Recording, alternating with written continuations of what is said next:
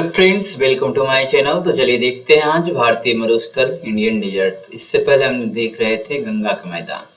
ठीक है, तो जो हमारे चैनल पर नए हैं चैनल को सब्सक्राइब जरूर कर ले ताकि आपको नोटिफिकेशन जो है मिलता रहे। ठीक है, तो आइए देखते हैं भारतीय मरुस्थल के बारे में। तो यहाँ पे देखेंगे कि दक्षिणी पठार के पूर्वी और पश्चिमी किनारे पर तटीय मैदानों का विकास हुआ है। ठीक है, क्या है, दक्षिण पठार के पूर्व और पश्चिम में तटीय मैदान है। तटीय मैदान आगे देखेंगे। पश्चिम में यह मैदान संकीर्ण है एवं कटा छटा है, जबकि पूर्व में चौड़ा और समतल है। कक्ष किरण का मैदान समुद्री निक्षेप के उमजन का मतलब होता है अपलिफ्टमेंट। ठीक है, समुद्री निक्षेप के ऊंचा उठ जाने से क्या है, कक्ष किरण का निर्माण हुआ है। राजस्थान के पश्चिमी भाग में एक बड़ा शुष्क प्रदेश है जिसे विशाल भारतीय मरुस्थल या राजस्थान का मरुस्थल या थार का मरुस्थल कहा जाता है।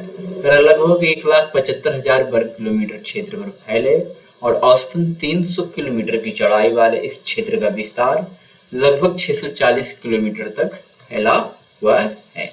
ठीक है, आगे देखते हैं। थार मरुस्थल अरावली पहाड़ियों के उत्तरी पश्चिमी किनारे पर स्थित है। यह बालू के टीबों से ढका एक तरंगित मैदान है। आगे है कि यहाँ पर वार्षिक वर्षा 15 सेंटीमीटर से कम होती है, जिसके परिणाम स्वरूप यह एक शुष्क और वनस्पति रहित क्षेत्र है।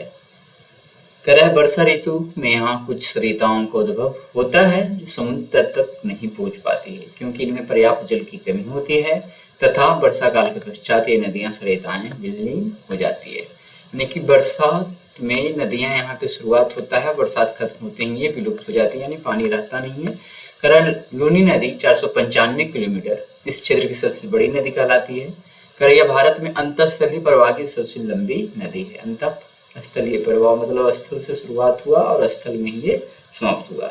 यह नदी अजमेर के दक्षिण पश्चिम में अरावली की पहाड़ियों से निकलती है। यह अर्धशुष्क मरुस्थलीय प्रदेश से प्रवाहित होती हुई कक्ष किरण के दलदली क्षेत्र में विलुप्त हो जाती है। सरस्वती, बूंदी, सुकरी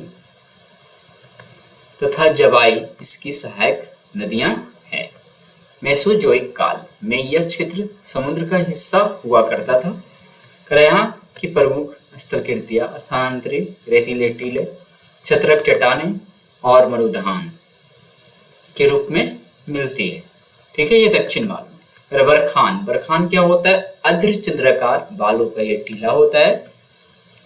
का विस्तार बहुत अधिक क्षेत्र पर हुआ है, लेकिन लंबवत टीले भारत पाकिस्तान सीमा के समीप प्रमुखता से पाए जाते हैं। जैसलमेर में बरखान के समूह देखे जा सकते हैं। ढाल के आधार पर इस मरुस्थल को दो भागों में बांटा जाता है। पहला क्या, सिंध की ओर ढाल वाला उत्तरी भाग और कच्छ के रण की ओर ढाल वाला दक्षिणी भाग। ठीक है, तो मरुस्थल के यहाँ पे आप दो भाग देख सकते हैं। सिंध की ओर ढाल वाला उत्तरी भाग और कच्छ के रण की ओर ढाल वाला दक्षिणी भाग। यह अंतःस्थलीय पर अफवाह का उदाहरण है। जहाँ नदियां झील या प्लाया में मिल जाती है, यहाँ पे जो भी नदियां हैं झील या प्लाया में जाकर मिल जाती है। इन प्लाया या झीलों का जल खारा होता है जिससे नमक बनाया जाता है। तो भारतीय मरुस्थल कुछ ऐसा था। अगले बार हम देखेंगे पश्चिम और पूर्वी तटीय मैदान के बारे में। ठीक है, तो आज भर के लिए इतना ही रहने देते हैं। तो कल मिलते हैं साइंस एंड टेक्नोलॉजी के टॉपिक के साथ। तो आज के वीडियो में इतना ही रहने देते हैं। चलिए, धन्यवाद।